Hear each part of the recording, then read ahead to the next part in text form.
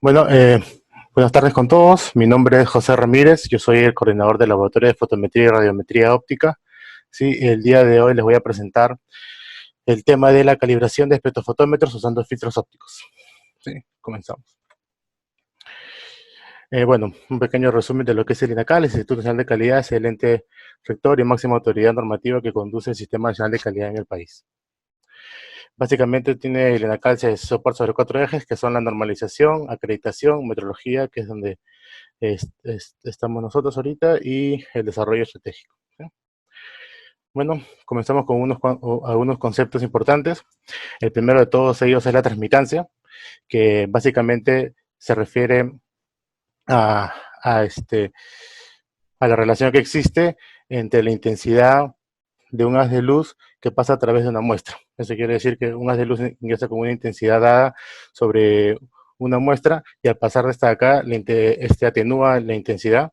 ¿Sí? La proporción entre ellas dos por un 100% vendría a ser la transmitancia, que usualmente se expresa en porcentaje. ¿No? Relacionado a este concepto se encuentra la absorbancia, que es la magnitud que representa la cantidad de energía radiante que está absorbida por un cuerpo o sustancia. Y se relaciona matemáticamente con la transmitancia, con el logaritmo en base 10 de la transmitancia, cuando está en porcentaje, es sobre 100. ¿No? Bueno, otros conceptos importantes que es la calibración, ¿sí? que es la operación que bajo condiciones especificadas establece en una primera etapa una relación entre los valores y su incertidumbre de medición asociadas, obtenidas a partir de los patrones de medición y las correspondientes indicaciones de incertidumbres asociadas, y en una segunda etapa utiliza esta información para establecer una relación que permita obtener un resultado de medición a partir de indicación. Si uno se da cuenta de la definición de calibración, esta primera parte se refiere a la determinación de un error, mientras que esta segunda parte es, cogiendo esa información, yo puedo establecer una indicación. ¿Sí? Otros conceptos importantes que vamos a manejar son material de referencia, que es de material suficientemente homogéneo y estable con respecto a las propiedades especificadas, establecido como apto para un uso previsto en una medición o un examen de propiedades cualitativas. Otro de ellos es el material de referencia certificado, que es un material que se acompaña por una documentación de un organismo autorizado. ¿Sí? Bueno, hablemos un poco de los espectrofotómetros. ¿No? Un espectrofotómetro es un instrumento que mide la intensidad de la luz que pasa a través de una muestra y la compara con la intensidad de la luz que antes de que pase a través de la muestra. O sea, básicamente es esto de acá. Es la intensidad de la luz que pasa a través de la muestra, la está comparando contra la intensidad que pasa antes de la muestra. O sea, la que llega sobre la muestra, la que incide sobre la muestra. ¿No?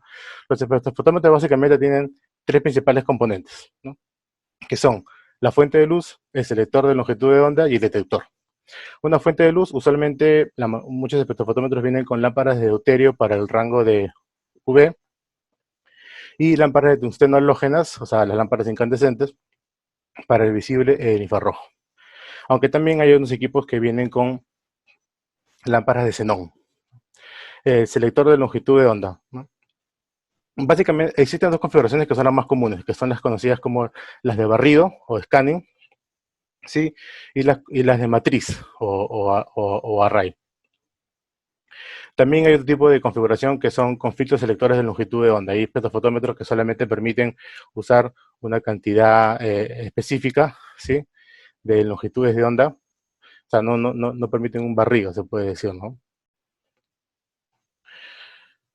Bueno, hablando un poco de los espectrofotómetros, en la configuración de barrido, básicamente la radiación emitida por la lámpara se separa en diferentes longitudes de onda por una rejilla de difracción, la cual mecánicamente rota para dejar pasar la luz sobre la muestra. O sea, en este tipo de equipos, lo que se hace es que se realiza, el monocromador se encuentra antes de llegar a la muestra.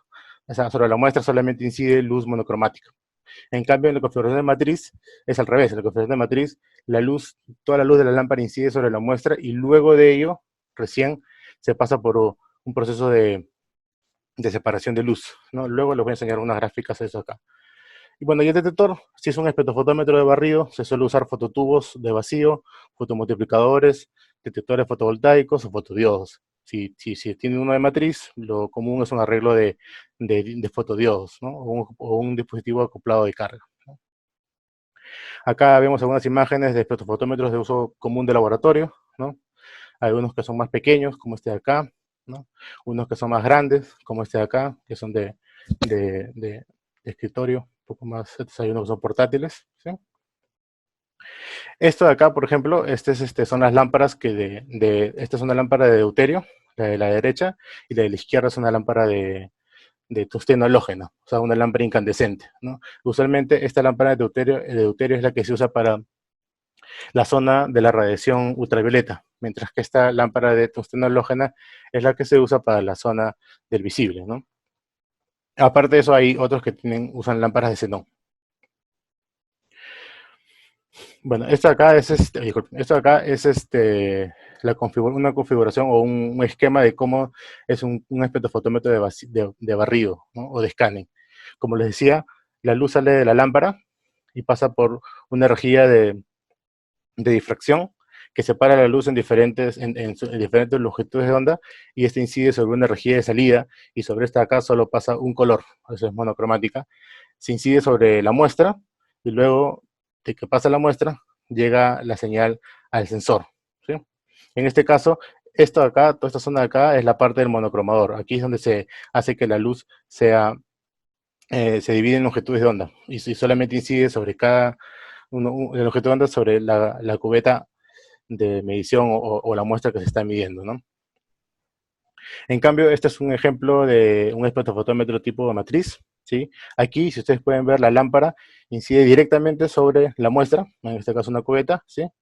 Esta atenúa la señal que pasa por una rejilla de entrada y recién ahí incide sobre una rejilla de difracción, y esta cae sobre todo un arreglo de sensores. En la parte, esta se llama de barrido porque esta rejilla de difracción va rotando, y conforme va rotando va cambiando la longitud de onda que incide sobre la cubeta. En cambio, esta de acá incide todos los colores y cae sobre los sensores, ¿sí?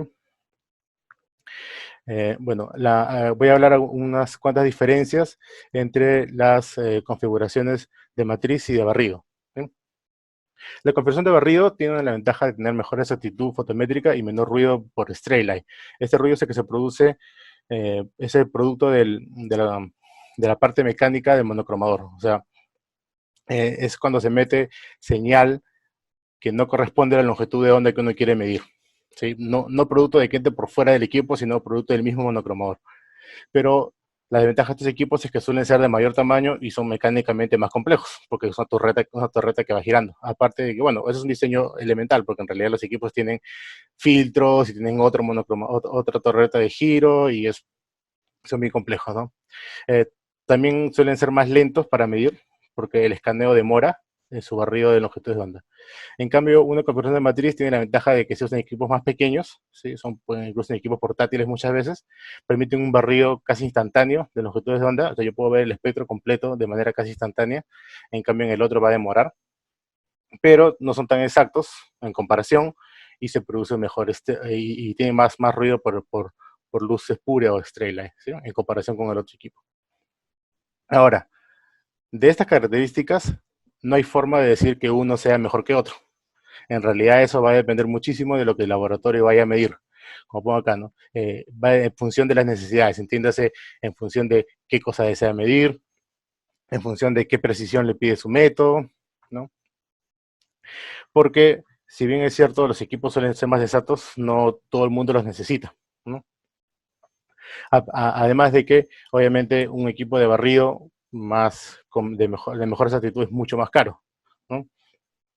Uno de matriz, probablemente su precio ande por los aproximadamente unos $20,000, mientras que uno de barrido puede llegar a costar más de 200,000.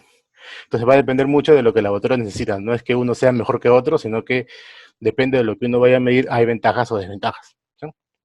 Sí, bueno, ahora sí, hablando un poco sobre la calibración del espectrofotómetro, ¿no?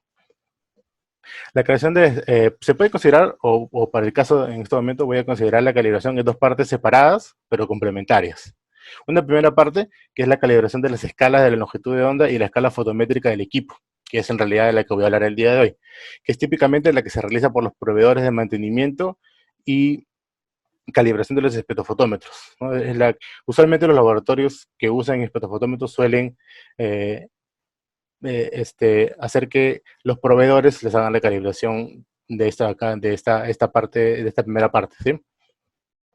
Para esta calibración es que se usan los filtros ópticos certificados para determinar los errores de las escalas de longitud de onda y las escalas fotométricas, ¿no? Lo que esta calibración busca en realidad es determinar el desempeño del instrumento para ver si esta cumple con lo que dice tu fabricante o con lo que requiere tu método, el método que estás usando, ¿no? Ahora, los usuarios de los espectrofotómetros también pueden usar esta primera parte como una forma de hacer la comprobación de sus equipos como parte de la validez de sus resultados, ¿no? Muchas veces lo hacen solamente usando materiales de referencia, pero podrían hacer también la comprobación usando este método de filtros, ¿sí? Ahora, la segunda parte ya es la parte de la curva de calibración, que es la parte que típicamente hacen los mismos usuarios los espectrofotómetros, ¿no? Que consiste en usar un juego de soluciones de calibración conocidas como calibrantes, es decir, un juego de estándares de medición que se utilizan para relacionar la medición de la transmitancia espectral o absorbancia espectral con un valor de cantidad, siguiendo los pasos dados en métodos usados, ¿no? Como les decía, esta presentación solo se va a centrar en la primera parte, ¿no? Eh, bueno, aquí quisiera aprovechar para informarles de que la Dirección de Metrología está actualmente desarrollando una guía de calibración de espectrofotómetros en que se va a incluir, aparte de la información que van a ver ahora, se va a incluir también información sobre la parte de la determinación de la curva de calibración. La idea es que este documento les sirva como soporte técnico a los laboratorios, ya sea laboratorios que quieran calibrar equipos o laboratorios que usen los espectrofotómetros y quieran tener un documento como referencia para sus comprobaciones bueno, como soporte técnico de sus mediciones, ¿no? Bueno, hablemos un poco de los patrones que se usan para la calibración de los equipos. Primero, son los conocidos como filtros selectivos de longitud de onda. Son filtros que tienen la propiedad de poseer picos de transmitancia o absorbancia en determinadas longitudes de onda. Principalmente son dos, que son óxido de olmio y filtros de óxido de idimio, ¿no? Como define el CENAM, los filtros de óxido de olmio son materiales que típicamente se pueden encontrar en dos presentaciones, ya sea matriz de vidrio, que creo que es la más común, y en disolución. Suelen presentar 14 bandas primarias de absorción en la región UV visible de 240 a 640 nanómetros, cuando se usa un ancho de banda espectral de 1 nanómetro. Los de óxido de idimio son parecidos, también se presentan en matriz de vidrio y disolución, pero estos presentan 15 bandas de absorción en la región visible e infrarroja, que van de 440 nanómetros a 880 nanómetros. Recuerden que el espectro visible arranca usualmente de los 380 nanómetros hasta los 780, ¿sí? Poco más, a veces 380 todavía sube, pero usualmente ahí arranca, ¿no? Esta cantidad de bandas o sea, bandas o picos de absorción pueden cambiar dependiendo de si uno cambia el ancho de banda espectral que se certifique la composición o el sustrato, ¿no? Aquí pueden ver un ejemplo de dos espectros de emisión bueno, en este caso, el superior es transmitancia y el inferior es absorbancia. La transmitancia, esta es para para un filtro de óxido de olmio, ¿sí? Y este es para un filtro de óxido de idimio. Estos picos que ustedes ven acá, estos picos son valores ya conocidos que se suelen certificar y se usan como referencia para los patrones, para la calibración de la escala de longitud de onda, ¿no? En el caso de idimio son los que ustedes ven acá, ¿sí? El otro tipo de filtros que se usan son los filtros de densidad óptica neutra, ¿no? Son, lo que son de densidad óptica neutra básicamente porque su respuesta espectral es neutra en un determinado rango de medición. O sea, neutra se entiende que la transmitancia o la absorbancia es casi la misma en todos los valores de longitud de onda. Bueno, digo casi porque no existe material que sea perfectamente plano. Todos tienen una variación, pero se puede decir que son casi planos en todos en determinados rangos, ¿no? Con base al principio que origina el fenómeno, se pueden encontrar de dos tipos, los que son tipo absortivos, o también llamados filtros grises, ¿sí? Y los tipos reflectivos, también llamados filtros de depósito de metal en cuarzo, o filtros metálicos, ¿no? Los absortivos son los que suelen ser neutros en el espectro visible. a veces parte del infrarrojo. Mientras que los de metal en cuarzo son los que suelen ser neutros en toda la región, desde el ultravioleta hasta el infrarrojo. Pero aquí hay un ejemplo de la transmitancia de filtros de densidad óptica neutra. En la parte superior, lo que ustedes pueden ver son un ejemplo de transmitancia de filtros de densidad óptica neutra absortivos, ¿sí? Y la parte de abajo son los de metal en cuarzo, o bueno, en este caso es sílice fundida, son metálicos, son reflectivos, conocidos como reflectivos. Si ustedes pueden ver, en la parte de acá arriba, a partir de 400 nanómetros aproximadamente, el filtro mantiene, en este caso es un 80%, por ejemplo, de la señal, hasta que llega, pasa el infrarrojo y comienza a decaer un poco. ¿Sí? Pero se mantiene más o menos parejo en casi toda la región. Igual para los demás valores, este es de 60, este es de 50, este es de 30 más o menos, ¿no? En cambio, los que son tipo reflectivos, si ustedes se dan cuenta, su respuesta neutra comienza en 200 nanómetros. Pero este de acá va en 60% desde 200 nanómetros, sube un poquito y mantiene casi todo plano, y esto llega hasta 2600 nanómetros, ¿no? Estos son mucho más planos en toda la región, así que son un poco más útiles, pero son más difíciles de conseguir y suelen ser mucho más caros. Por eso que, esto sí depende mucho de la orientación. Si están un poco chuecos, si no, va a cambiar su espectro. Por eso es que esto de acá hace la indicación de que está midiendo a 0 grados, está midiendo perpendicular al filtro. Acá hay una imagen típica de un juego de filtros que se suele usar para la calibración de los equipos, que son un filtro de óxido de olmio, que es este que ven medio amarillo de acá, y acá hay 3 filtros grises, ¿no? Si ven, en realidad son filtros que solo cambia, este más oscuro, este más claro, este es intermedio entre los dos, ¿no? Usualmente estos cuatro filtros son los que la mayoría usa para calibrar espectrofotómetros. Es un set que ya los venden armados y certificados. Bueno, ahora sí podemos comenzar a describir la calibración de la escala de longitud de onda. Luego voy a escribir la calibración de la escala fotométrica. Para la calibración de la escala de longitud de onda se realiza por el método de comparación utilizando los que ya mencioné, los filtros de óxido de olmo o de didimio, con su presentación en vidrio. Cuando es en vidrio, la referencia adecuada es aire. Cuando son filtros soluciones o disoluciones, el mismo fabricante dice cuál es la referencia. Es más, usualmente la venden, ¿sí? Para esto acá se configura el instrumento de medición considerando el mejor método de medición. Usualmente es un método de barrido escaneo, así como los parámetros para la medición. Intervalo, ancho de banda espectral, tiempo de integración, ganancia, etcétera, etcétera. Siempre antes de medir se hace la corrección al 100% de la transmitancia del instrumento o 0% de absorbancia, que es algo que todos los equipos usualmente tienen como rutina de inicio de la medición, ¿sí? Anotamos las condiciones ambientales al iniciar y finalizar las mediciones y la medición se realiza obteniendo los picos de absorbancia o transmitancia en determinados intervalos de longitud de onda. Por lo menos se recomienda obtener al menos 10 valores para cada pico, ¿sí? El valor de la longitud de onda de estos picos se compara con los valores dados en los certificados, ¿no? Aquí, si ustedes pueden ver, tengo los picos característicos de transmitancia y absorbancia para un filtro de óxido de olmo en vidrio, ¿sí? Es lo mismo en realidad, el de arriba es transmitancia, el de abajo es absorbancia. En este caso acá se muestran 11 valores de longitud de onda, ¿sí? Acá es el mismo valor, por ejemplo, el valor 10, que es de más o menos 530 y tantos, 36 creo que es, nanómetros, es el mismo si yo lo mido en absorbancia, ¿no? No hay ninguna diferencia en los valores, es indiferente si yo lo mido como transmitancia y absorbancia. Pero más o menos estos son los valores que se suelen usar. No todos, porque obviamente son muchos valores, pero usualmente se usan entre 3 y 5 valores de longitud de onda, dependiendo de la región en la que se quiera asegurar más, ¿no?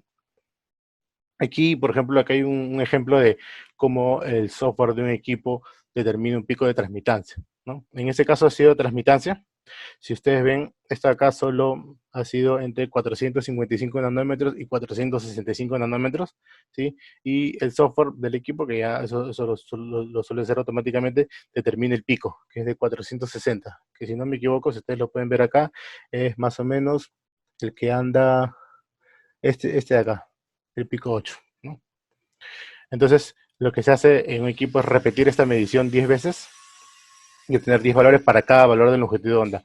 Puede ser que, dependiendo del equipo, pueden hacer un barrido completo, por ejemplo, todo el rango visible y que el equipo determine los picos de longitud de onda, o lo pueden hacer por secciones. Eso va a depender ya de cada uno. ¿Sí? Básicamente, eso es la calibración con filtros de óxido de olmio o filtros de didimio para la escala de longitud de onda. Ahora, para la escala fotométrica, ¿sí? Aquí sí voy a mostrar diversas pruebas que van desde el error de indicación, el ruido fotométrico y la estabilidad fotométrica. ¿Sí? Para esto se usan filtros de densidad óptica neutra, que son los que ya les mencioné, que es la que mencioné anteriormente, que son planos en determinada región del espectro electromagnético, pueden ser absortivos o reflectivos. ¿Sí? Igual que en el otro caso, se configura los parámetros del equipo, eso va a depender ya del usuario, de cómo se usa el equipo, ¿sí? Y siempre hay que realizar la corrección 100% de transmitancia, ¿no? Hay incluso algunos equipos que hacen la corrección a 0% de transmitancia, ¿no? Es automático también. Y no olvidarse de anotar las mediciones ambientales, ¿no? Para este caso, entonces, como les decía, acá hay tres pruebas que voy a hablar principalmente, que son el error de indicación, ruido fotométrico y estabilidad fotométrica. El, el- el error de indicación, primeramente, ¿no? Para esto acá se emplean los filtros de densidad óptica neutra. Se recomienda al menos tres valores diferentes, al menos tres filtros, disculpen, ¿no? Para esto se debe realizar las mediciones de la transmitancia regular o absorbancia regular. Se considera regular porque, o sea, a ver si regresamos un poco atrás. Cuando la luz pasa así, ¿no? Así, a través del filtro, así, en ángulo cero, ¿sí? Es un haz de luz que pasa a través del filtro, transmitancia regular, ¿sí? Hay otra que es la difusa, que son materiales que son difusos, que es cuando entra la luz entra y en lugar de salir el haz de luz solamente atenuado, el haz de luz se dispersa en todas las direcciones. Usualmente para eso se usa una esfera de integración, pero bueno, no es el caso. En este caso estamos hablando de la medición regular. Es más, en este caso es regular espectral, porque va en función a la longitud de onda. Igual se toman 10 mediciones para cada valor de filtro y para cada longitud de onda, ¿no? El error de indicación, igual que en otro caso, va a estar entre la diferencia del valor que nosotros determinemos, del promedio de los valores que determinemos y del valor certificado del filtro, ¿no? En este caso tiene que ser filtros con certificado de calibración, ¿no? Este es un ejemplo, cuando se mide con un equipo, usualmente lo que se muestra es esta, bueno, en este caso fueron 5 mediciones, aunque se suelen pedir 10, ¿sí? Pero, por ejemplo, es para un mismo filtro, se está midiendo para 440 nanómetros y 546,1, ¿no? Esto es transmitancia regular espectral. Si ustedes ven, es espectral porque, como les dije, es por longitud de onda. Si ven la variación de transmitancia es bajísima. Está en el orden de esta cifra acá, ¿no? Eh, la otra prueba es la prueba de ruido fotométrico, que consiste eh, básicamente en medir la estabilidad y conocer la estabilidad de la lectura del instrumento en un corto periodo de tiempo, ¿no? O sea, lo que queremos saber es si el instrumento, si la señal que lee el instrumento varía en un corto periodo de tiempo. Para ello lo que hace es repetir la medición de transmitancia o absorbancia, ¿sí? Para un mismo valor de longitud de onda durante un periodo corto de tiempo. Por ponerles un ejemplo, se puede hacer durante 30 segundos en pasos de un segundo. Obviamente esto varía si yo mido con un tiempo de integración, por ejemplo, de 2 segundos, esto va variando, ¿no? Pero eso es un ejemplo bastante básico, ¿no? El valor de ruido fotométrico se calcula como la diferencia entre el máximo y el mínimo valor medido en ese periodo de tiempo, ¿no? Este procedimiento se repite para diferentes niveles de transmitancia o absorbancia. O sea, usualmente los mismos filtros que uno usa para medir el error de indicación, los usa para medir el valor del ruido fotométrico, en los mismos valores, entiéndase. Por ejemplo, en este caso de acá se usa un filtro que es más o menos de 9 o 10% de transmitancia y en este mismo, aquí mismo se usaría lo mismo, ¿no? 9-10% de transmitancia, ¿no? El valor de longitud donde uno si quiere se establece en función de la calibración que está realizando, ¿no? Bueno, pues si quisiera podría medir en este valor de acá, que es a la mitad del espectro visible y determinar en 10%, si tengo un filtro de 20 o de 30 o de 50, lo repito, ¿no?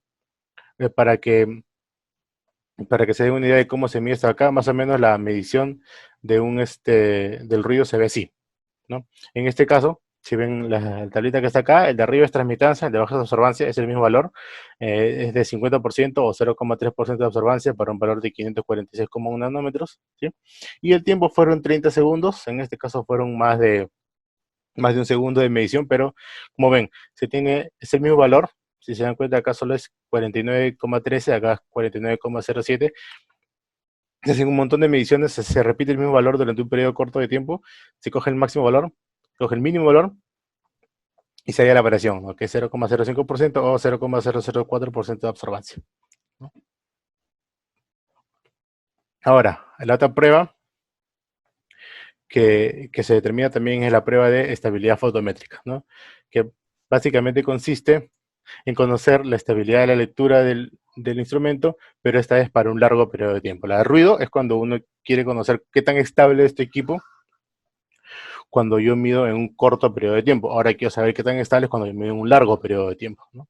Igual que en otro caso, lo que se hace es lo mismo, se repite la medición de un valor fijo de longitud de onda y de transmitancia absorbancia en un periodo largo de tiempo en diferentes pasos, ¿no? Por ejemplo, en 600 segundos, o sea, 10 minutos, se puede medir a cada minuto, repito la medición, ¿no? Los equipos suelen tener una función de medición automática, o bueno, uno podría hacerlo con un cronómetro o algo, ¿sí? Para repetir la medición cada minuto, ¿no? La idea es ver que esta medición sea estable, ¿no? Igual el valor de estabilidad fotométrica se determina como la diferencia entre el máximo y el mínimo valor medido en dicho periodo de tiempo, ¿no? Lo mismo que en el caso anterior, el procedimiento se repite para diferentes valores de longitud de valores de absorbancia y diferentes valores de longitud de onda, ¿no? Se dan cuenta, la gráfica de aquí es muy parecida a la anterior, con la diferencia que este de acá se tenía un montón de valores en, en un corto periodo de tiempo. Aquí, por ejemplo, solo tengo valores cada 60 segundos en un tiempo de 600 segundos, ¿no?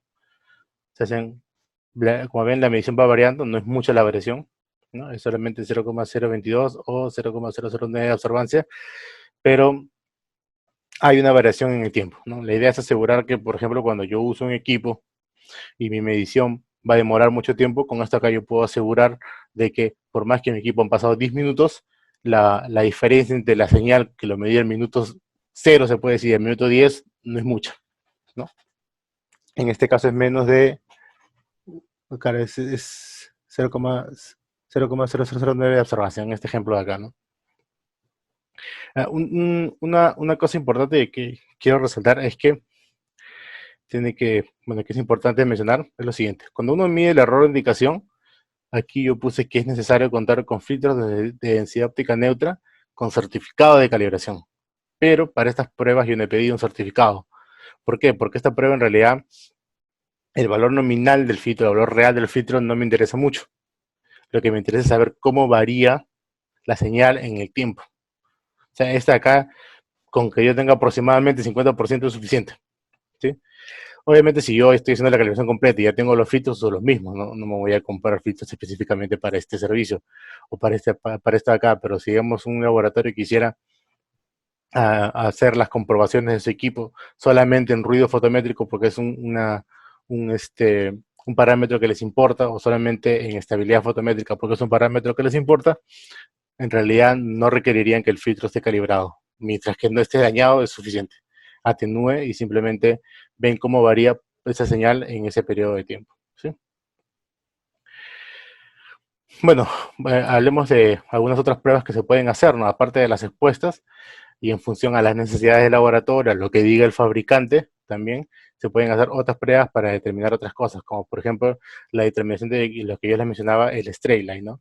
Que es el ruido que se mete al fotodetector que se produce por el diseño mecánico del monocromador, ¿sí? O sea, lo que aquí buscan hacer es determinar si yo mido una señal, o sea, si digamos, la señal de otra longitud de onda se está invadiendo a una longitud de onda diferente.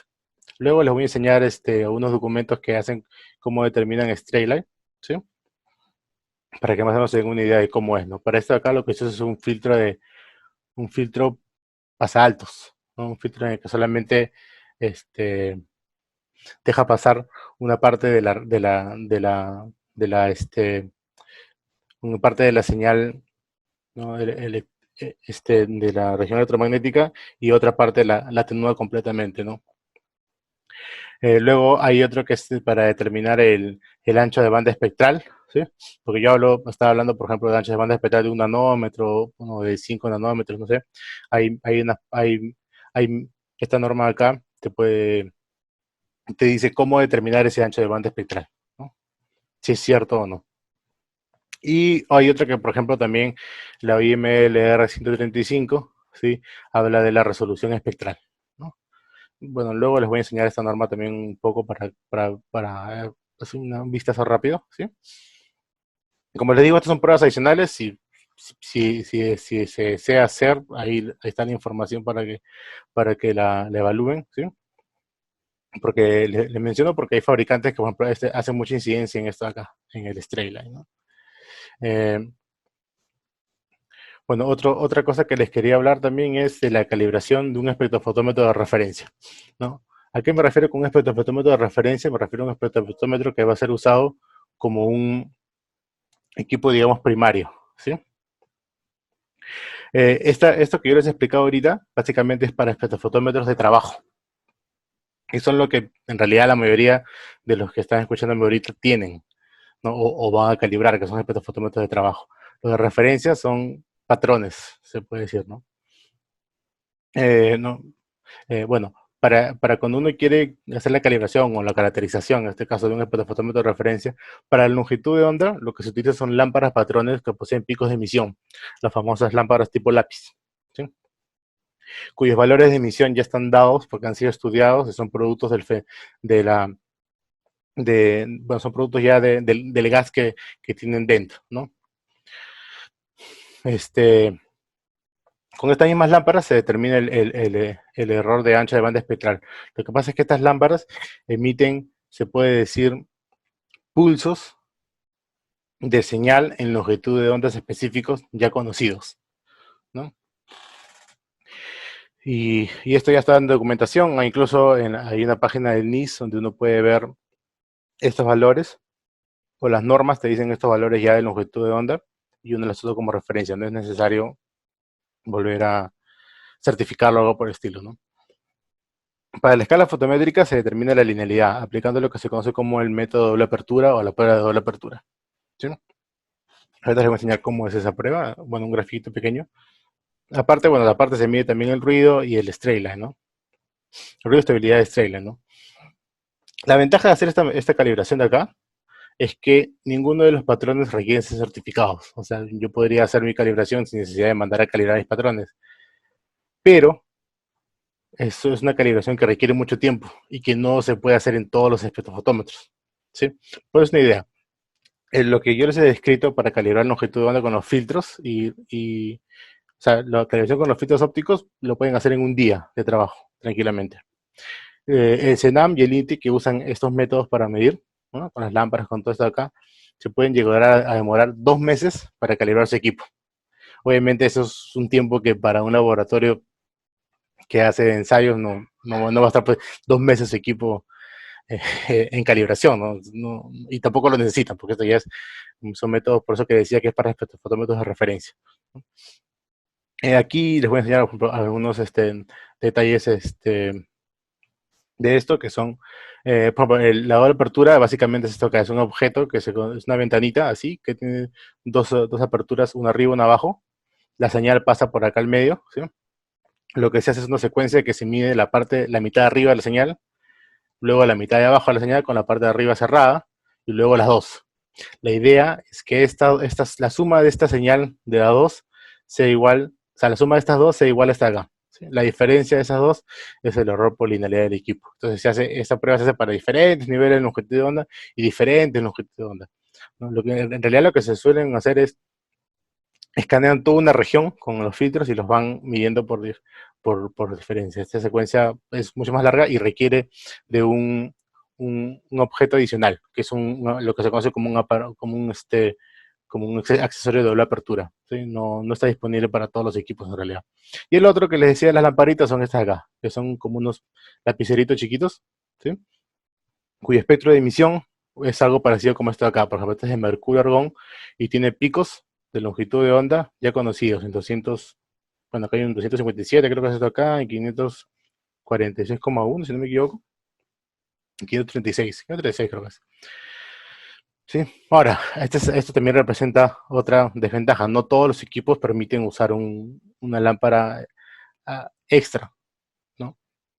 Hay equipos más caros que vienen con una de estas lámparas ya incluida en su torreta. O sea, no tiene dos lámparas, como la mencioné, la de deuterio y tungsteno, no tienen tres, incluida una de estas acá, para hacer precisamente esta prueba de longitud de onda. ¿Sí? Y hay otros, como en el caso que es el que tiene la dirección de meteorología, que yo puedo extraer las lámparas del equipo y colocar una tercera lámpara adicional, que en realidad sería la que yo quisiera. O sea, básicamente haría funcionar el equipo como un espectrómetro. ¿Sí? Ahora, como les digo, eso es muy difícil de hacer porque hay que alinear y primeramente hay que conseguir las lámparas que no son comercialmente muy fáciles de obtener. Hay que alinearlo y eso toma mucho tiempo para hacer, ¿no? Y no está disponible para todos, ¿no? Igual les menciono para que sepan más o menos cuál es la diferencia entre calibrar un equipo con filtros, que es lo más sencillo que calibrar uno de acá. Bueno, ahora sí, hablemos un poco de la incertidumbre. Vamos a separar en dos partes. Primero voy a hablar cómo se calcula la incertidumbre cuando uno se mide escala de longitud de onda. Y luego voy a hablarles cómo se calcula cuando se mide la escala fotométrica. Primero, para la longitud de onda. ¿Sí? El error de longitud de onda del equipo en longitud de onda se determina con la siguiente ecuación, ¿no? Que es el promedio de indicaciones del instrumento más la corrección por resolución menos el valor nominal del filtro más la corrección por certificado del filtro más la corrección por deriva del filtro, ¿no? Usualmente este valor, que es la corrección por resolución y la corrección por deriva, son cero. O sea, el valor de corrección es cero, no el valor de incertidumbre. ¿Sí? Que es lo que yo pongo acá. Las correcciones por resolución y deriva tienen valor cero. Sin embargo, la incertidumbre asociada a estos no es cero. Entonces, como este es cero, el error básicamente se reduce esto de acá, ¿no?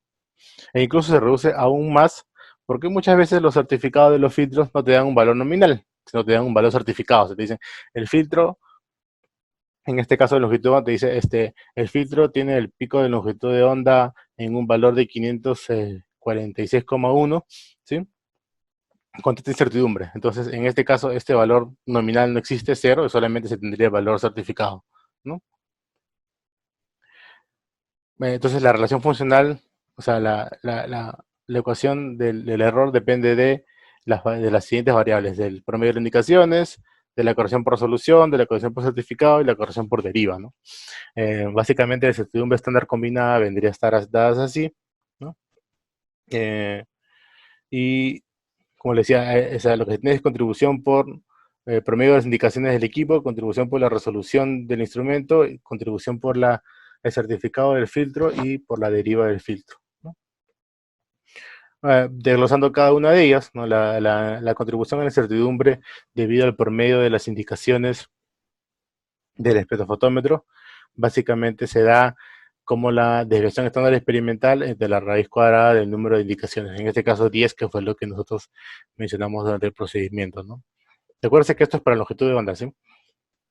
La contribución de incertidumbre debida bueno, eso acá hay un error, es debido a la resolución del equipo, ¿sí? Está como la resolución del equipo entre rayos, o sea, lo estoy considerando como si fuera ya resolución digital, porque no, bueno, si es resolución es digital en realidad, ¿no?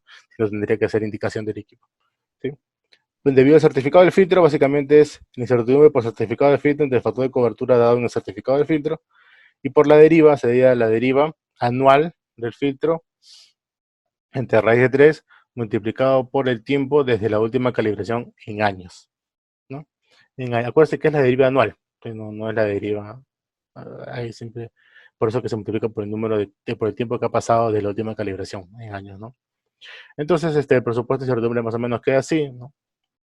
Está la fuente, es el promedio de indicación, en este caso la resolución, en este caso el certificado del filtro, aquí la deriva. Este es de tipo A porque este es lo que sale producto de la desviación estándar, ¿sí? Este es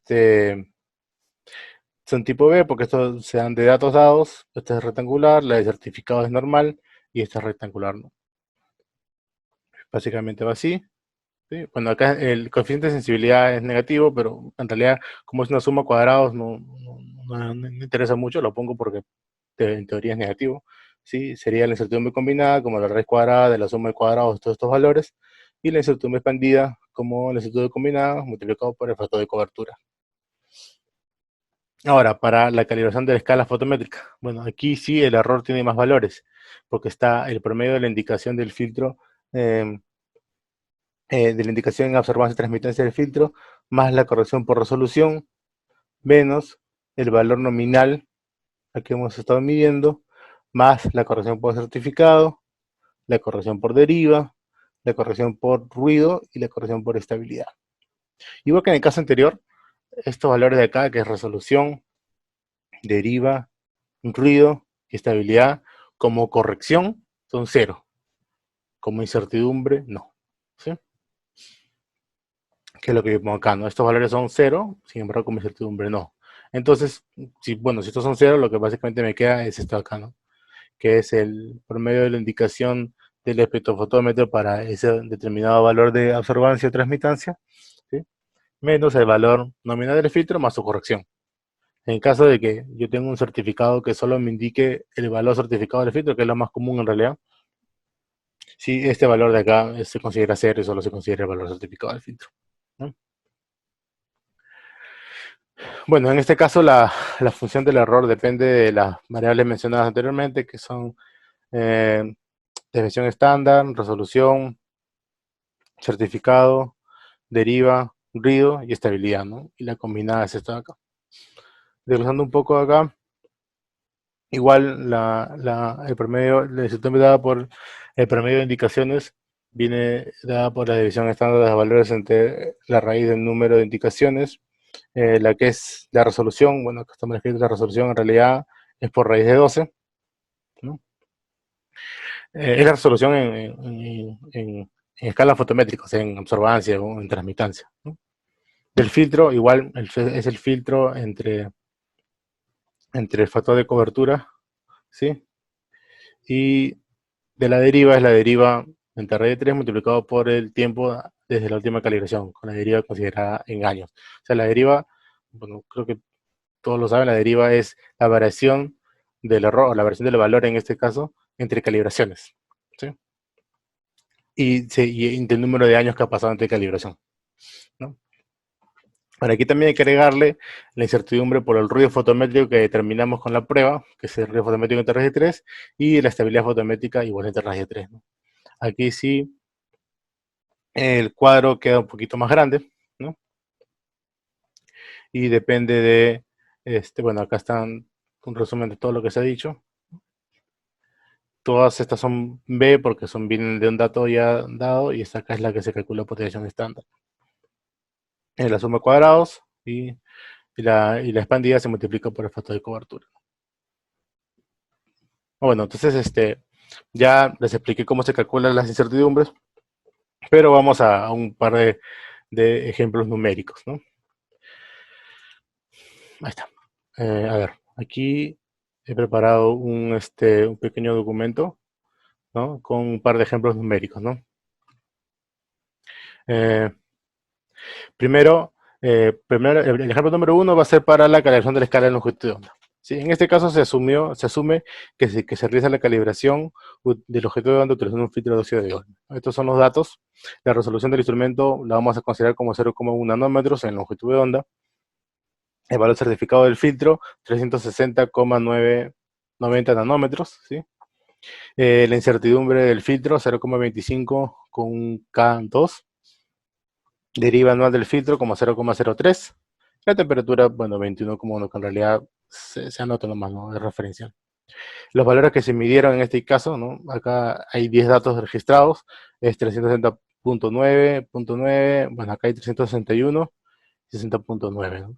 Lo primero es, con estos valores, sacar el promedio. Bueno, el promedio de las indicaciones vendría a ser 360,92 nanómetros, ¿no? Ahora, como acá mencioné, es el valor certificado del filtro. Si recuerdan, yo les mencioné que cuando esto se tiene un valor certificado del filtro, o sea, no se tiene un error del filtro, un valor nominal y un error, solo se tiene un valor certificado, ¿sí? Se usa, se considera que el valor nominal del filtro es cero, ¿sí? Y bueno, igualmente las resoluciones por resolución y las correcciones, disculpen, por resolución y deriva, ¿no? Esta es la ecuación que vimos anteriormente, ¿sí? Este valor es cero, este valor es cero, este es cero, ¿sí? Y finalmente el error vendría a ser la indicación del instrumento menos el valor certificado del filtro, ¿no? Que es, en este caso, 0,02 nanómetros, ¿no? Ahora, ¿cómo calculo cada una de las incertidumbres? A ver, primero la que está dada por el promedio de indicaciones, ¿sí? La que está dada por el promedio de indicaciones se calcula, hay que sacar la desviación estándar experimental, ¿no? Que, bueno, si la calculan para estas 10 mediciones, vendría a ser 0,042 nanómetros, ¿sí? Y esto se divide entre raíz de 10, ¿no? Porque era entre raíz de n, pero n en este caso es el número de mediciones que se realizó, ¿no? Entonces, el aporte de incertidumbre por promedio de indicaciones viene a ser 0,013 nanómetros, ¿no? Ahora, la contribución por resolución del instrumento, como mencioné en los datos iniciales, el instrumento tendría, estamos considerando una resolución de 0,1 nanómetros, ¿sí? Y eso se divide entre raíz de 12, básicamente el aporte vendría a ser 0,029 nanómetros, ¿sí? El certificado de filtro, como aquí también puse acá, el certificado tiene una incertidumbre de 0,25 nanómetros con un K2. Entonces sería 0,25 nanómetros entre K, que viene a ser 2. Entonces la contribución a la incertidumbre por deriva, debido al certificado del filtro, disculpen, es 0,125 nanómetros, ¿sí? Y debido a la deriva, como les mencioné, la deriva es 0, anual, 0,03 nanómetros, ¿sí? Y acá estoy poniendo que estamos asumiendo que se tiene un año desde que se calibra el filtro. Entonces es 0,03 por 1 entre raíz de 3 es 0,017 nanómetros como aporte de incertidumbre por deriva, ¿no? Entonces esto nos estaría quedando así.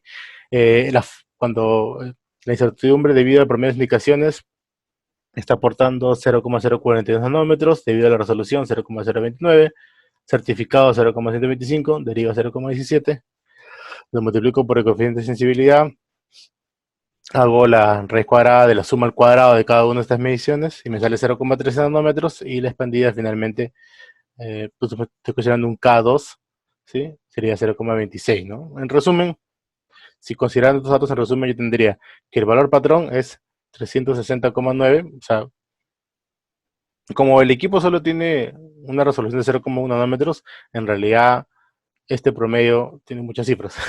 Lo estoy reduciendo a o sea, esto acá estoy reduciéndolo a una sola cifra significativa, o sea, a un solo decimal, ¿sí? Por eso que acá está saliendo como 0,0, ¿sí? Porque bueno, el equipo no solo tiene una resolución, no tiene sentido poner más cifras, pero sin incertidumbre, si puede ser una cifra por encima de eso de ahí, sería 0,26 nanómetros, ¿no? Esto acá, este análisis de incertidumbre tendría que repetirlo para cada uno de los picos de longitud de onda que yo quisiera medir, ¿no? En este caso se hizo para un solo pico. El ejemplo 2 ahora va a estar dado para la calefacción de la escala fotométrica, ¿no? En este caso se usa un filtro de densidad óptica neutra, ¿sí? Y bueno, acá hago la aclaración de que todos estos valores que van a ver ahorita no tienen unidades, pero están en absorbancia, ¿sí? La resolución del instrumento se la estoy considerando como 0,001, bueno, absorbancia, ¿sí? Esto sí lo puse aquí en longitud donde estoy usando, 546,1. El valor certificado del filtro es 0,372, ¿sí? La incertidumbre del filtro es 0,003 con K igual a 2. Entonces, lo que me van a hacer en el certificado, la deriva anual del filtro es 0,0007, ¿sí? Y bueno, la temperatura 21,3, ¿no? A ver, los valores que vamos a considerar para el error de indicación son los que ven acá, ¿sí? Acá es 0,3088, 93, 88, 88, 89, 95, 92, 93, 92 y 89. Son 10 mediciones para esta longitud de onda, para este filtro acá, ¿sí? Ahora, los valores, las mediciones para la determinación del ruido fotométrico y la estabilidad fotométrica, ¿no? El ruido en este caso se midió cada segundo durante 30 segundos. Estos son los valores que ustedes van a ver acá. 0,0391, 91, 90. Aquí va variando, ¿sí? Pero en realidad varía poquito. Es poco ruido en el tiempo. Y para la estabilidad se hizo cada minuto, ¿no? O cada 60 segundos se determinó un valor, ¿no? Aquí sí ya la cosa fue variando un poco más, ¿no? Sí, se cuenta comienza en 0,301 y esto llega como mínimo a 300,94. Entonces, de esto de acá se saca el promedio, ¿sí? El promedio es 0,3091 de esas observancias, ¿sí? De esto de acá yo busco el máximo, que es 91, que estos valores de 0,3091, y el mínimo de ellos, que es básicamente 0,3089, ¿sí? Y eso quiere decir, y los restos los dos, el ruido me sale 0,0002, ¿sí? Y para la estabilidad lo mismo, el mayor máximo, que es este de acá, no, este de acá, ¿sí? Y el mínimo, que es este de acá, 94, ¿no?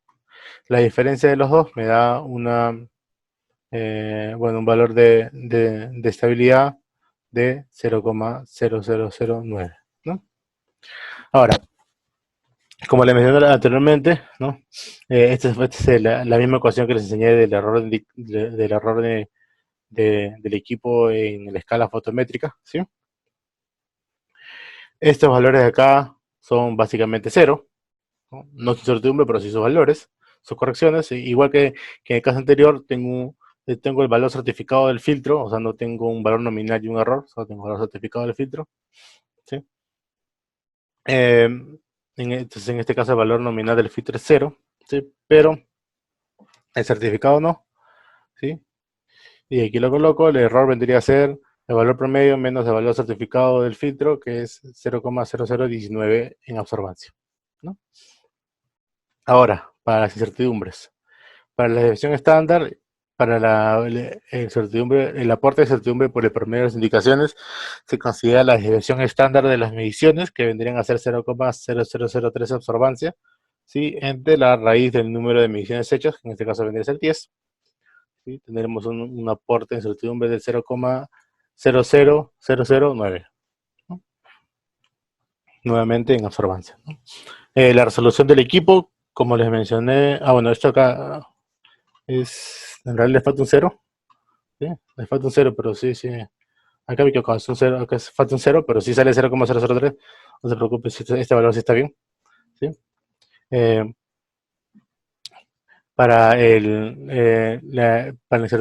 la contribución a la incertidumbre debido al certificado del equipo, ¿sí? El dato que les puse, que era 0,003 para un K2, ¿no? Me está dando un aporte de incertidumbre de 0,0015, ¿no? Debido a la deriva del filtro. Sí, a la deriva del filtro yo les dije, bueno, que los datos estaban, que es 0,0007.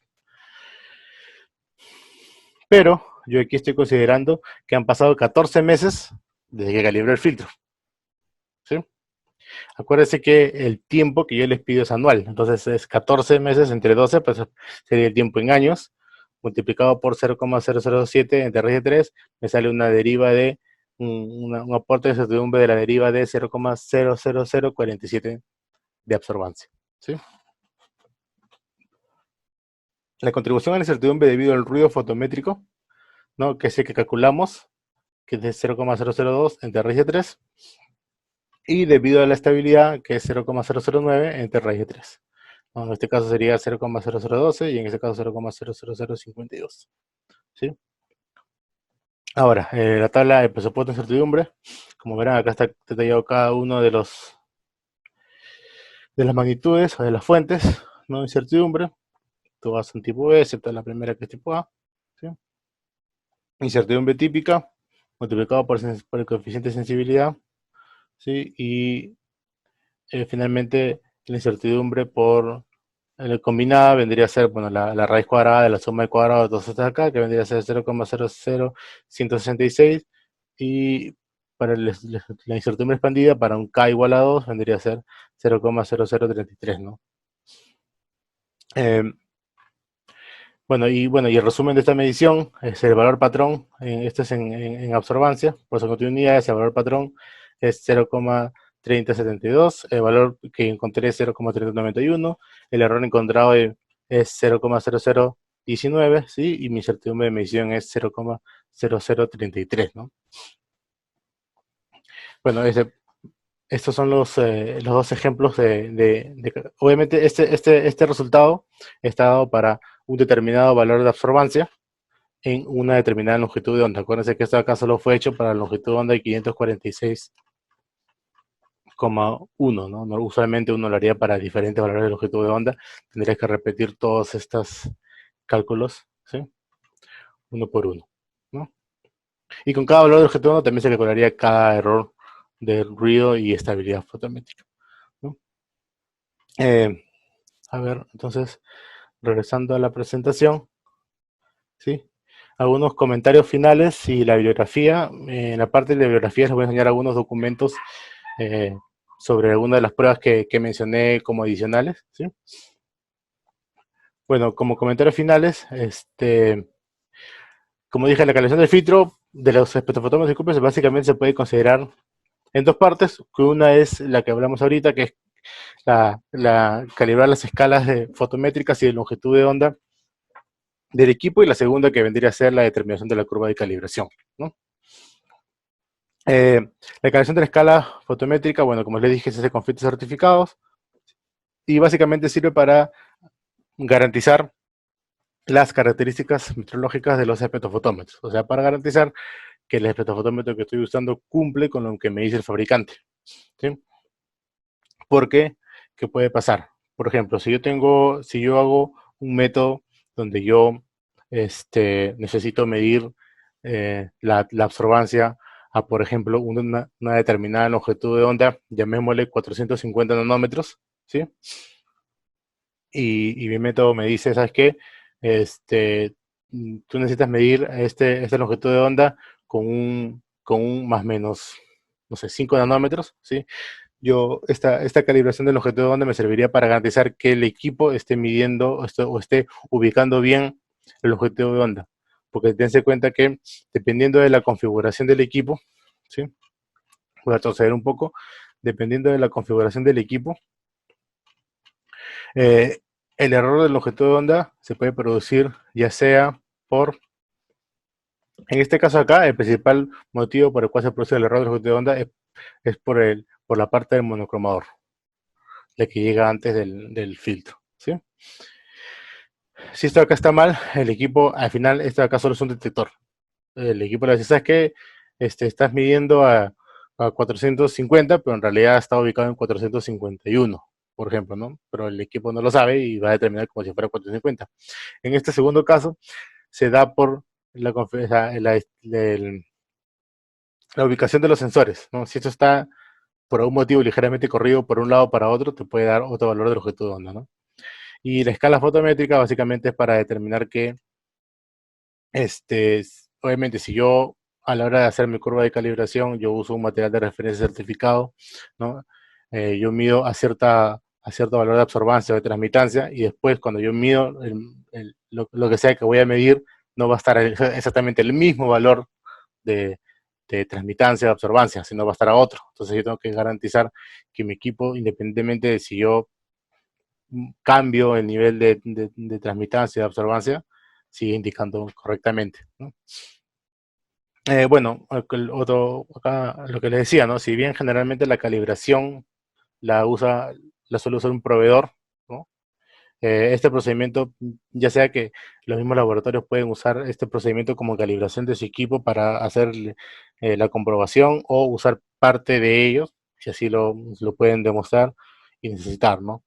Por ejemplo, digamos que para que un laboratorio está midiendo, o sea, un tipo de muestras en particular, ¿sí? Y necesita medir muestras, su medición le toma mucho tiempo, le toma, digamos, 5 o 10 minutos, ¿no?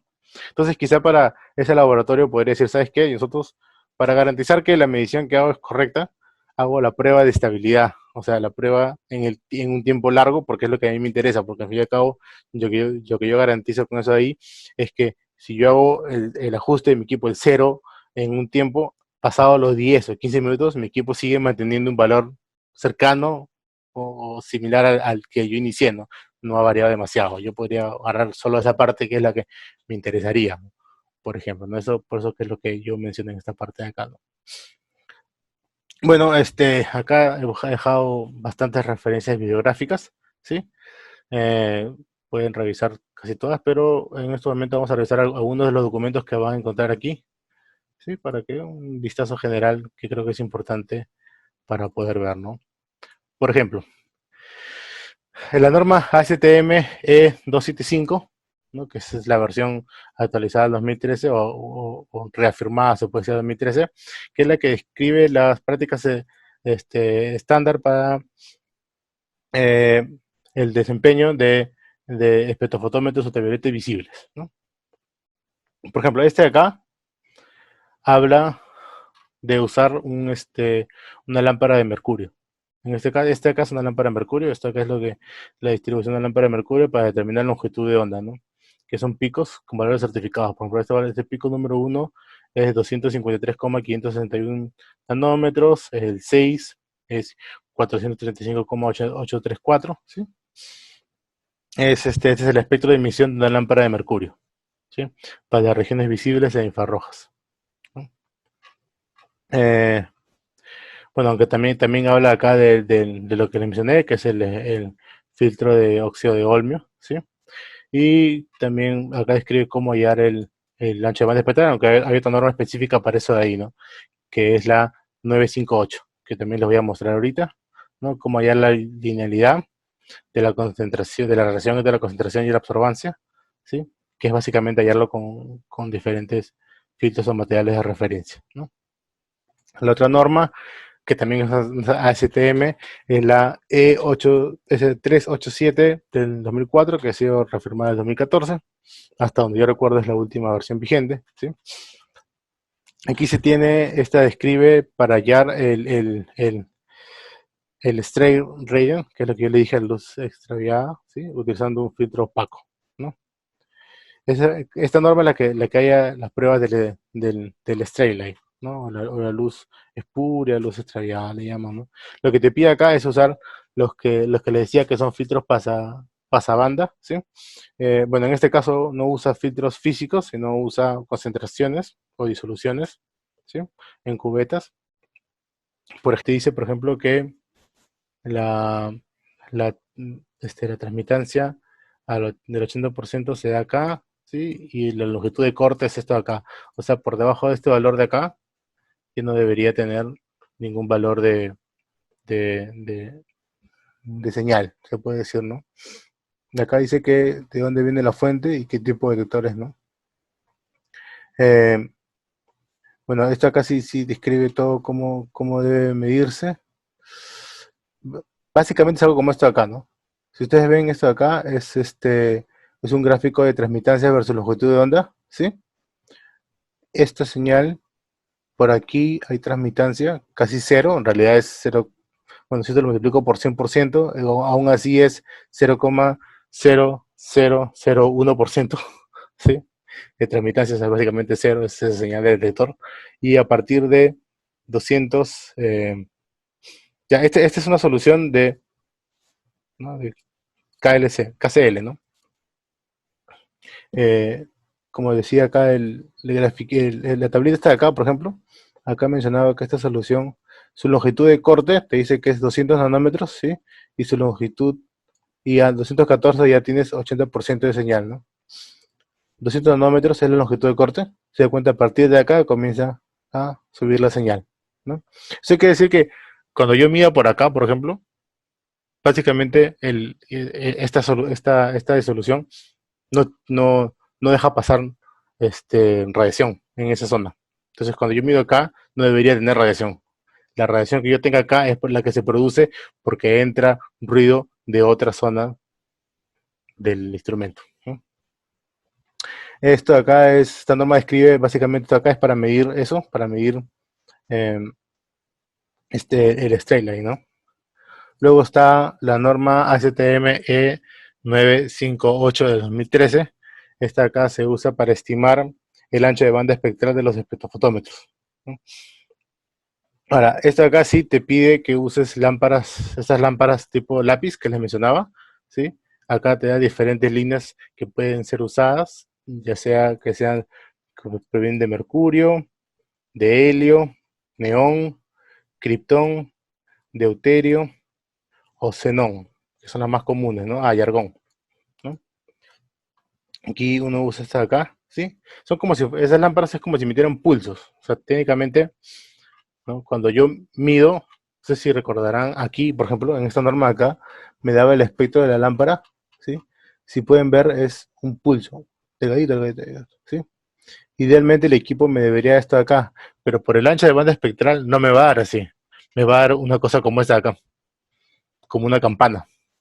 Eso es cuando está bien alineada la lámpara, por cierto, como una campana. Entonces, el, el ancho central de esta campana, ¿sí?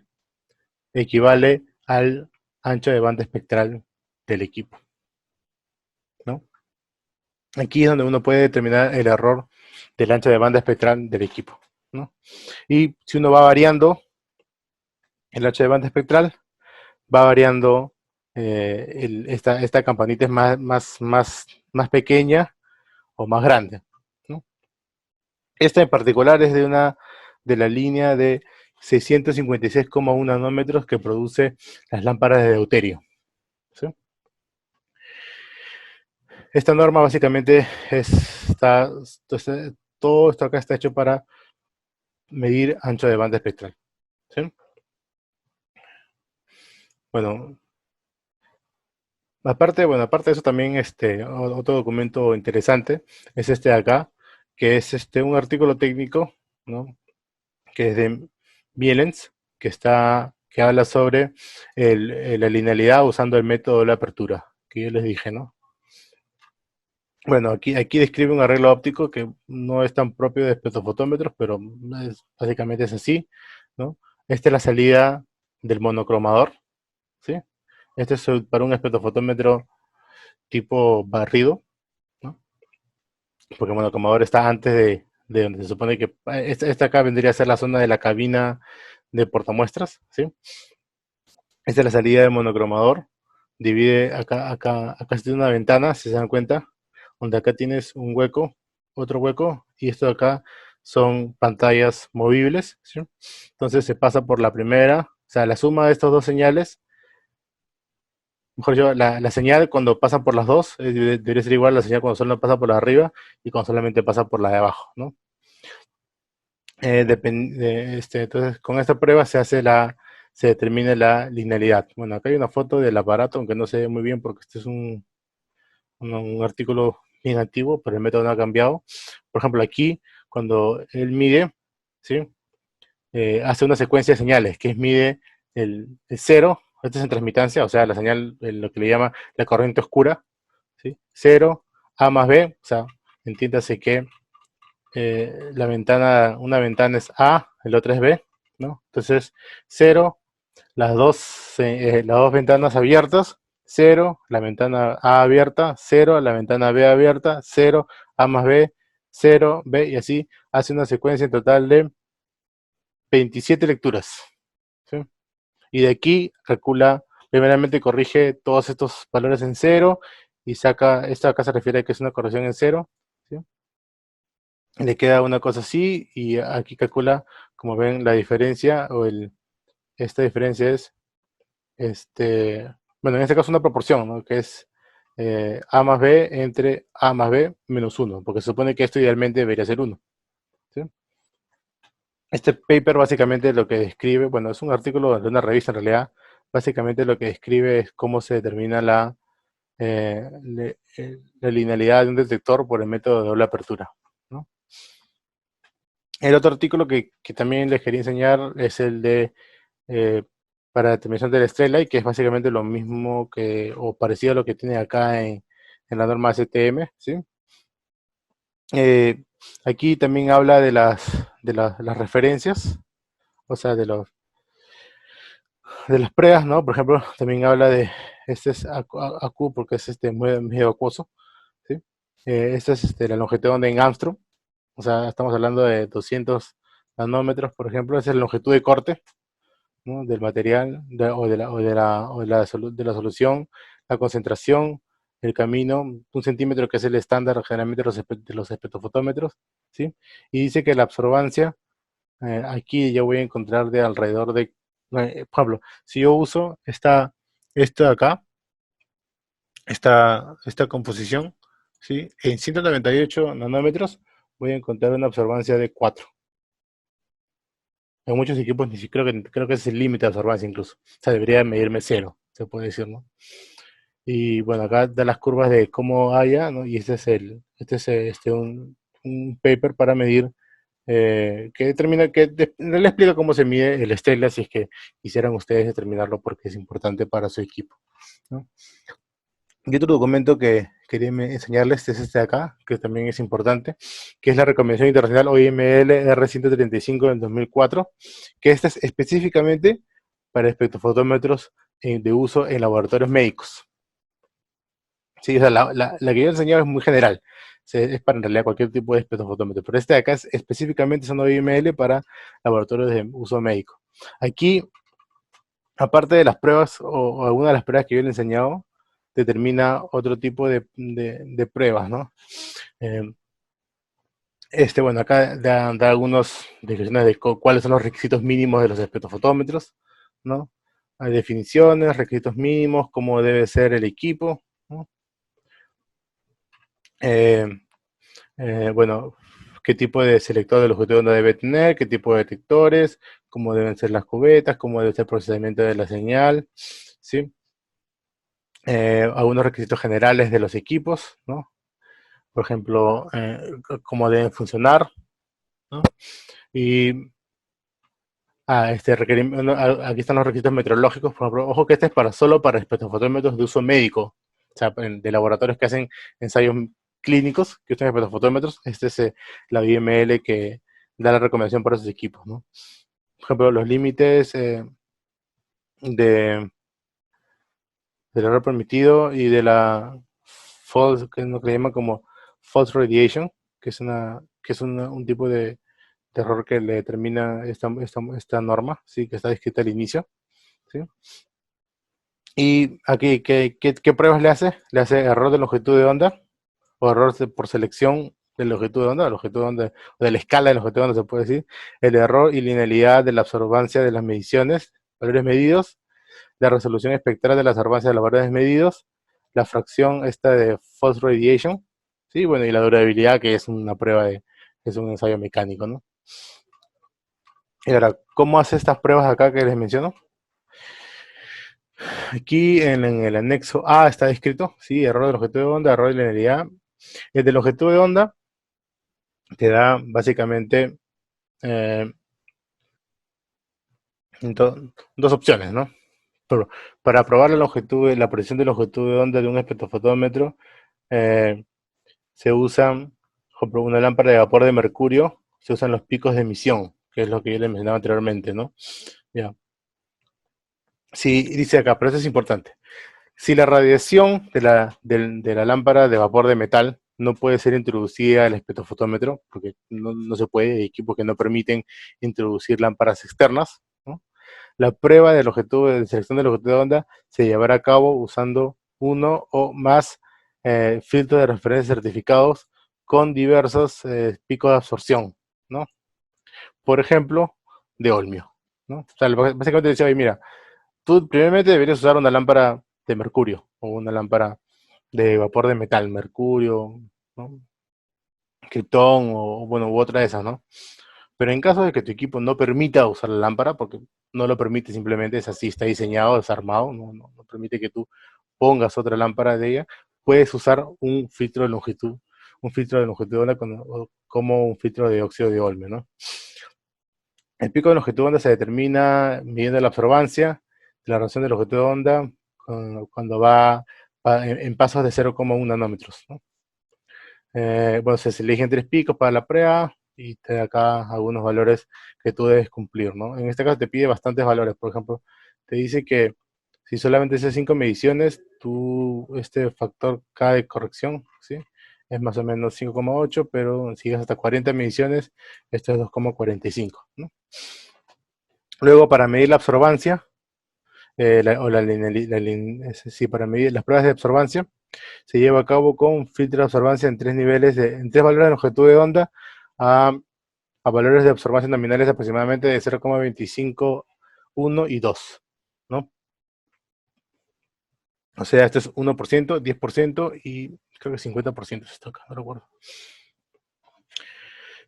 Los tres valores de longitud de onda deberán ser seleccionados de tal manera que eh, cubran parcialmente el máximo y el mínimo intervalo de longitud de onda, ¿no? Con esto acá se halla la linealidad, ¿no? Eh, para el espectro UV te dice que puedes usar filtros de ácido perclórico en dicromato, no, es dicromato de potasio en ácido perclórico, ¿sí? Y acá te recomienda unos valores de longitud de onda, ¿sí? O si es en el rango visible, si tu medición es en el rango visible, te recomiendo usar filtros grises, o filtros de lo que yo le mencionaba, filtros grises. Aunque también en este caso podrías usar filtros de longitud, filtros neutros, pero metálicos, ¿no? Que también son neutros en el UV, ¿no? Y acá, bueno, te habla de cómo te describe cómo es la medición, todo esto acá, ¿no? Para la prueba de resolución espectral, ¿no? Te, te pide usar en el UV, por ejemplo, un filtro líquido de tolueno en hexano, ¿sí? Eh, y para el visible, si no me equivoco, sí, para la zona del visible te pide un filtro de óxido de olmio, ¿no? En este caso, haya dos valores y determina la resolución espectral del equipo, ¿no? Y bueno, aparte de eso hay una prueba que se llama False Radiation Fraction, ¿no? Que se lleva a cabo utilizando dos filtros certificados que son calibrados con respecto al el requisito 5.23, ¿no? 5.23, si no me equivoco, 5.23, bueno, es este de acá, ¿no? Eh, Básicamente lo que usa es los mismos filtros, es parecido a la prueba del Stray Light, usa ese tipo de filtros, ¿no? Eh, Porque dice, los dos filtros deberán ser escogidos de tal manera que el off, o sea, la longitud de onda de corte más baja de uno de los filtros esté hallada en el primer cuarto, ¿no? De la longitud de onda y el otro en el tercer cuarto de la longitud, o sea, de la escala de longitud de onda, ¿no? Las pruebas se llevan a cabo midiendo la absorbancia de la radiación de longitud de onda por debajo justo lo que le decía, ¿no? Por debajo de longitud de corte, ¿sí? Donde está acá. Esta es la longitud de corte, en este caso, por ejemplo, era 200 nanómetros. Por debajo de esto de acá se tiene que medir, ¿no? Se mide por debajo de la longitud de corte, ¿no? Y debe darte un valor máximo, ¿no? Bueno, y esas son las pruebas de durabilidad, ¿no? Esto acá es aplicado únicamente, la recomendación está orientada únicamente para espectrofotómetros que se usen en laboratorios médicos, ¿no? Que no es el caso de todos los equipos para los otros equipos en realidad se puede usar las pruebas que estuvimos viendo nosotros. Eh, bueno, ahora sí, eh, ya con esto sí ya termino la parte de la exposición y voy a responder algunas de las preguntas que tengo acá, ¿sí?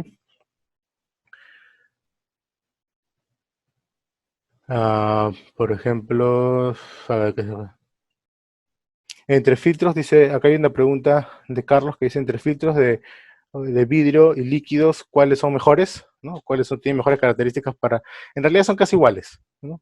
Pero yo preferiría los filtros de vidrio porque son más, se mantienen, o sea, duran más, se puede decir, ¿no? Duran más que los de líquidos, pero en cuanto a su uso en calibrar, es el mismo, ¿no? Es el mismo. Dice, a ver, por ejemplo, ¿con qué frecuencia se debe verificar la escala fotométrica y la escala de longitud de onda? ¿No? Esa es una buena pregunta. ¿Con qué frecuencia? ¿No? Bueno, eso va a depender mucho de lo que vaya a hacer el laboratorio, ¿no? Usualmente, por ejemplo, cuando un laboratorio tiene un programa de mantenimiento de sus equipos, usualmente el proveedor les calibra eso de ahí. Si se dan cuenta, lo que hace el proveedor es agarrar esos filtros parecidos a los que yo les menciono y hace las pruebas y le da los errores, ¿sí? Entonces, lo que ustedes podrían hacer es, como digamos, tener un juego de filtros o solicitar a otro laboratorio que le haga, que le haga estas pruebas, ¿sí? Que sería, lo ideal sería entre periodo de calibración, ¿no? Que es lo que, o sea, la comparación intermedia precisamente se llama intermedia por eso, porque es entre periodos de calibración. Yo tengo esto acá, ¿no? Lo que muchas veces sucede es que a veces los laboratorios no suelen considerar esta prueba como parte de la calibración de su equipo, sino lo consideran como parte del mantenimiento, simplemente, ¿sí? Este, eh, o sea, si ya conocen cómo se hace eso acá, ustedes lo podrían considerar como parte de una comprobación intermedia, como como el aseguramiento de la validez de esos resultados, ¿no? Como les digo, como el mantenimiento que generalmente le hacen los equipos ya está dado en un periodo, lo que pueden hacer es a la mitad de ese periodo hacer esta calibración, ¿no? Por ejemplo, acá yo tengo otra pregunta que dice, la estimación de certidumbre del ruido y estabilidad, ¿por qué se considera como una división rectangular? Bueno, en realidad es porque, este, como esta prueba de acá, si se dan cuenta, esto es, ¿dónde está? ¿Dónde está? Hasta el ejemplo. Ajá, esto, ¿no? Yo agarro el máximo y el mínimo, entonces yo considero que mi error, se puede decir, por estabilidad está dentro de estos de acá. Más o menos como una resolución, se puede decir, ¿no? Por eso que lo considero rectangular. No hago la división estándar de los valores, ¿no? Si no sería normal. ¿Sí? Acá tengo otra pregunta de Gerardo. Dice, en caso de ensuciar los filtros de vidrio con las huellas de los dedos, ¿cómo sería el proceso de limpieza? ¿No? En caso de polvo, ¿es adecuado el uso de aire comprimido? Agarremos el caso de polvo. En caso de polvo, lo más recomendable es usar aire comprimido. Bueno, creo que sería muy fuerte para limpiar un filtro. Sería simplemente, no sé si alguna vez han visto esos kits de limpieza de ¿cómo se llama? De, de, esos kits de limpieza, disculpen un segundo, ahí está, esos kits de limpieza de lentes, ¿sí? Tienen una especie de, como una bombita de aire, ¿sí? Eh, Eso pueden usar para quitar el polvo de los vidrios, ¿no? Ah, está, a ver, a ver, a ver, a ver. Eh, ya, a ver, ahí les voy a, por ejemplo, algo como lo que ven acá.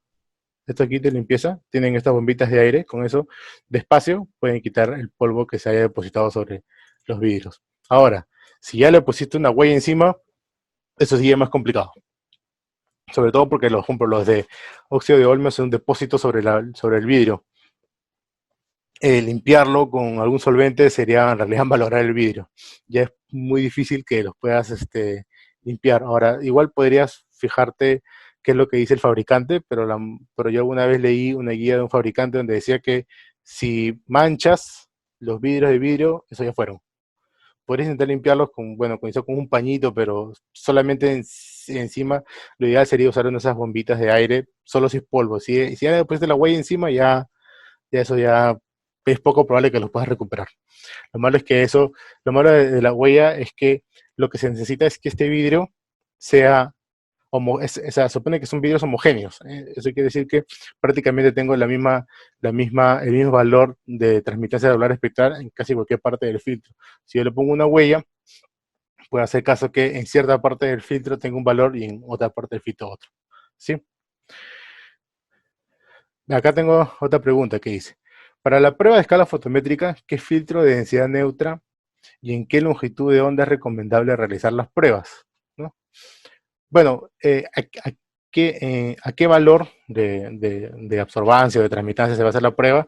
Eso en realidad queda mucho de parte de los usuarios o generalmente ya los fabricantes ya venden valores estándar, ¿no? Usualmente usan 10, 1 y 50, otros usan 30, 10 y 50. Generalmente son esos valores, ¿no? Que en absorbancia es 1, como decía, por ejemplo, como decía eh, la norma OIML, ¿no? Recordarán que les mencioné la parte de los ensayos que hace, ¿sí? Por ejemplo, aquí ya te dice, esta norma te dice qué valores usar, ¿no? Que en realidad, si bien es cierto, es una norma para espectrofotómetros de uso médico, si no tienen ni una idea de qué valor comenzar y quieren que sea tener algo de referencia, acá usan 0,25, 1 y 2. Obviamente son valores aproximados, ¿no? Que hay filtros que son 0,3, ¿no? Generalmente cuando ya uno adquiere filtros para calibración de espectrofotómetros, ya te le viene en el set con los valores armados, ¿no? Eso no hay que romperse mucho la cabeza. ¿En qué valores? Ahora, pero también me preguntó, ¿en qué valores de longitud de onda, ¿sí? Es recomendable. Eso va a depender mucho de en qué valor de, de este, eso va a depender mucho de qué escala quiero certificar, ¿no? Si mi equipo va a usar básicamente escalas en V, tendría que asegurarme en V. Si voy a medir visible en visible y si voy a medir un rango grande, es con que tenga puntos distribuidos dentro de todo el rango que voy a medir es suficiente, ¿no? Generalmente los filtros de densidad neutra te los venden ya certificados en diferentes valores, ¿no? Ya te dan ya te dan diferentes valores certificados, no te dan para todos, te dan para valores puntuales, ¿no? A ver, ¿qué dice? A ver, acá tengo dos preguntas más. A ver, tengo una de Alexander que dice, ¿cómo saber qué ancho de banda espectral elegir en el certificado de análisis de los filtros para determinar el error del espectrofotómetro, considerando que estos documentos son certificados para diferentes anchos de banda? Eh, si nos puedes especificar qué exactamente es el ancho de banda espectral. Ya. A ver, qué ancho de banda espectral elegir? Eso en realidad depende del método que vas a medir. Usualmente ahí tú sabes qué ancho de banda vas a elegir. Obviamente también depende del equipo que tengas, ¿no? Hay equipos que tienen muy limitados los anchos de banda, ¿no? Y tú usas lo que te da el fabricante para ese ancho de banda en particular, ¿no? Pero eso, ahora, ¿qué cosa es el ancho de banda? ¿Sí? Bueno, eso sí, ¿cómo explicarles? A ver si puedo darles una explicación más o menos razonable de cómo es el ancho de banda espectral. Ya, imagínense esta figura acá, ¿no? Donde la luz entra a una región de difracción y se dispersa en todos los colores, ¿sí? En este caso, todos los colores se están dando en una serie de, un arreglo de, de- de- de detectores, ¿no? Pero este mismo fenómeno de dispersión ocurre acá. Bueno, acá se ve chiquito, pero en realidad es algo así como esto de acá. Llega la luz hacia la región de difracción y esta dispersa todos los colores, ¿no? Ahora, lo que se pone acá es una rejilla mecánica, es una ventana, ¿sí? Pequeña, que separa, vamos a ver si puedo, a ver si puedo más o menos algo así explicado un poco. ¿Dónde está? No, esta. Es como que digamos que yo tuviera una ventanita, ¿sí? Y si yo coloco mi ventanita acá, por ejemplo, solamente pasaría esta longitud de onda que está acá.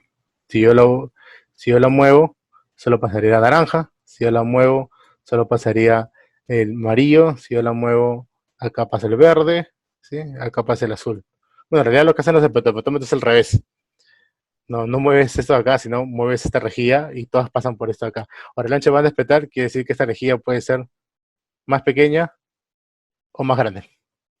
Sí, para este caso de equipos, el ancho de banda espectral está dado por esta rejilla de salida. Para este caso de equipos que son de matriz, está dado por el arreglo de los sensores. El ancho de banda espectral sería, porque si yo tengo 1000 sensores, ¿sí? 1000 sensores entre todas estas escalas de longitud, entre todo este longitud de onda, yo podría saber cuánto es el ancho de banda espectral, ¿no? No es igual si tengo 1000, a si tengo 100 o si tengo 10, por ejemplo, ¿no? Entonces el ancho de banda espectral es eso ahí. Es cuánto de longitud de onda deja pasar un espectrofotómetro, ¿no? A ver, acá yo tengo otra consulta más de Ignacio que dice, eh, respecto a las condiciones ambientales, ¿cuáles son las condiciones ideales para calibrar los espectrofotómetros, ¿no? Eh, Dice, en la práctica, para la prueba de eh, estabilidad fotométrica o cinética, se observan variaciones incluso si tiene un celular cerca del equipo. Sobre todo sucede para equipos de laboratorio de alta gama, ¿no? Ya. Bueno, a ver, primero, ¿cuáles son las condiciones ideales para calibrar el equipo? Las ideales son las condiciones de uso, ¿no? O sea, obviamente estos equipos se calibran in situ, ¿sí? Entonces, las condiciones ideales son las condiciones estándar que usa el laboratorio para sus mediciones, siempre y cuando estas condiciones estén de acuerdo con lo que dicta el manual del fabricante, ¿no? O sea, bueno, sería un caso muy extremo, pero supongamos que un fabricante diga, ¿sabes qué? Este equipo funciona entre 15 grados y 30 grados, ¿sí? Y el ambiente en el laboratorio está a 10, ¿no? Eso sería como que esto es imposible, ¿no? Pero mientras que estés dentro de lo que el fabricante te permite usar el equipo, ¿no? Y el laboratorio use el equipo, o sea, el laboratorio, ¿sabes qué? Yo acá todas las pruebas, porque los ensayos que hago son así, son a 25 grados, a luz a 25 grados. Eso no hay mucha importancia, ¿no? Quizás lo más importante sería no tanto la condición de temperatura, sino la de alimentación, porque hay equipos que son muy finos, que si no los alimentas con una señal estable de tensión, no funcionan bien, ¿no?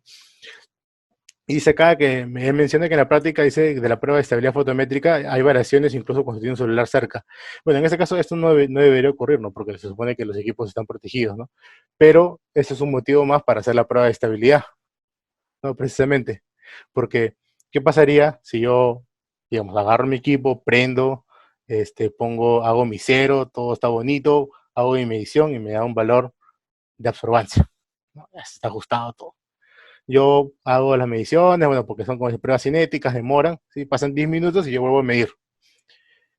Mi segunda medición yo estoy considerando como que el equipo siempre fuera estable la señal.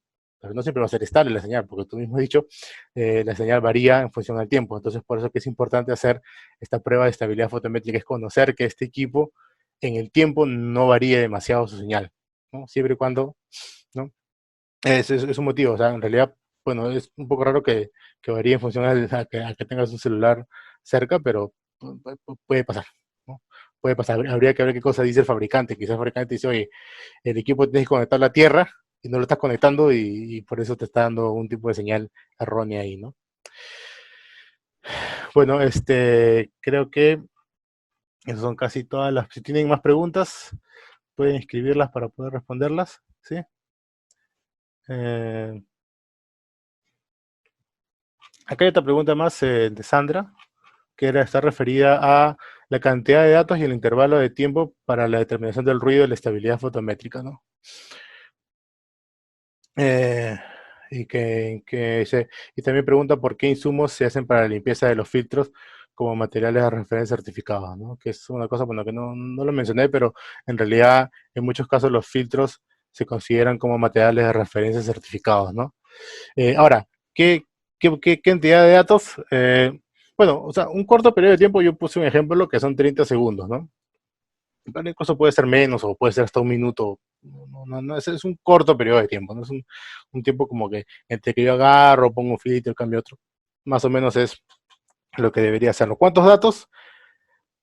Depende mucho de cuánto tiempo de integración uses, ¿no? Obviamente, por ejemplo, si ustedes recordarán en la gráfica que estaba acá en la exposición, ¿sí? Eh, en esta gráfica de ruido que yo puse como ejemplo de la exposición, ¿sí? Esto no ha sido medido cada segundo, pues, ¿no? Esto ha sido medido por lo menos cada, si no me equivoco, esto lo midió cada 0,02 segundos, creo. No, cada 0,2 segundos, creo. Hice una medición. Tengo un montón de datos. Pero, por ejemplo, para mi ejemplo numérico, disculpe, para mi ejemplo numérico, ¿sí? Que es este acá, para el ejemplo numérico, sí, yo no medí, eh, yo no medí medí menos, o sea, cada segundo, por ejemplo, ¿no? Pero ¿qué pasaría si yo uso 2 segundos de tiempo de integración? No uso uno. No puedo medir cada segundo, eso no tiene sentido, ¿no?